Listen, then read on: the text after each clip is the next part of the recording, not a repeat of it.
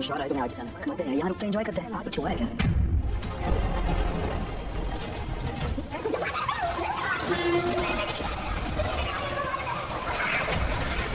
Serial drama Anupama के आने वाले एपिसोड होने वाले हैं धमाकेदार। आने वाले एपिसोड में आप देखेंगे जैसे राही और अनुपमा टकराते हैं तो वो राही को कस कर गले लगाती है अनुपमा, लेकिन राही उधर प्रेम से कहती है चलो मुझे कोई कोरस नहीं करना, घर जाना है। तो वो कहते हैं अभी तो आई हो, तुम्हें कुछ हुआ है क्या यहाँ पे, और तुम कोरस क्यों नहीं करती, तुम्हारा बर्थडे मनाते हैं बाद में चलते। वो कहती है नहीं।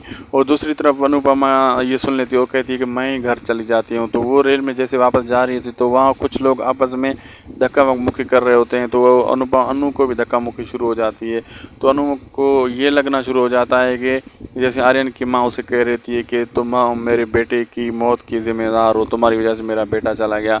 तो वो सब कुछ उससे नज़र आना शुरू हो जाता है। तो आगे देखना अब मज़ेदार होगा कि क्या क्या होता है।